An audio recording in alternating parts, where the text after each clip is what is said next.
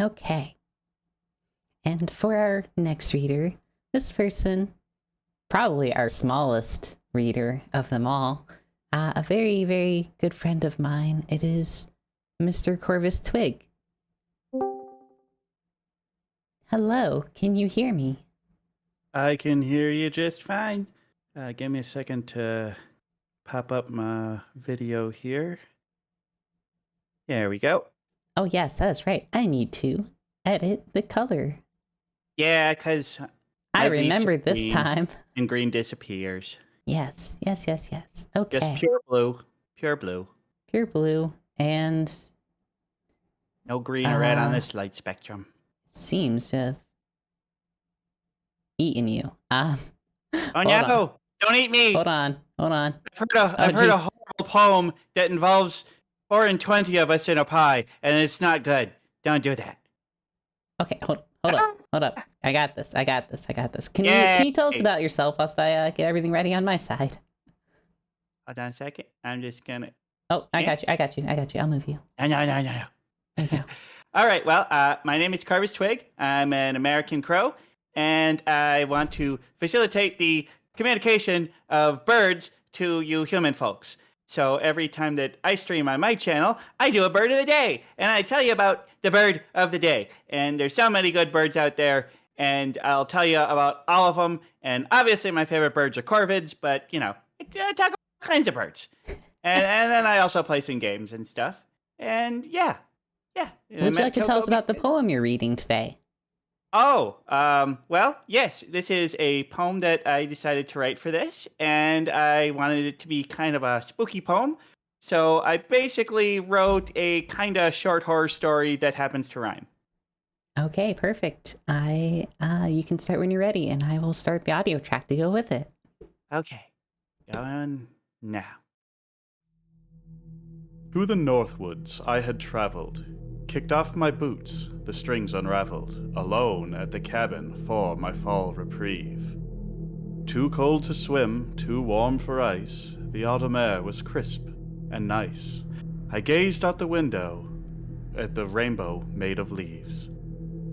Sipped my whiskey, the sun fell low, looked out the window and saw a crow, perched upon the old black Weber grill. This all-black corvid that I saw, he turned to me, let out a caw, its voice quite loud and sharply shrill. Jumping at this sound I heard, I focused more upon this bird. Our vision locked, he stared into my eyes. Then once again his call rang out. I gave a laugh. What's this about?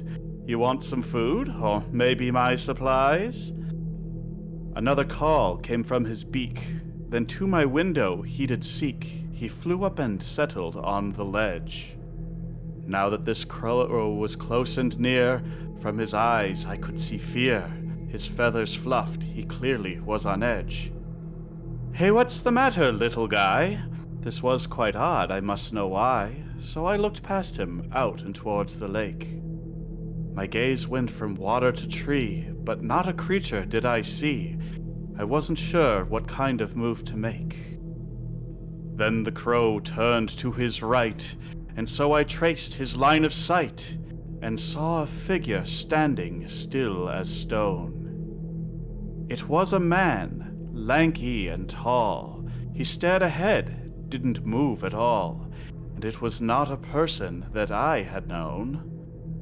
His arms hung stiff down to his side, his back was stiff, his legs out wide. He was alive, but in an odd position. To my surprise, his head turned back. I saw his eyes, and they were black. Something was wrong with this man's condition. The crow let out a few more caws.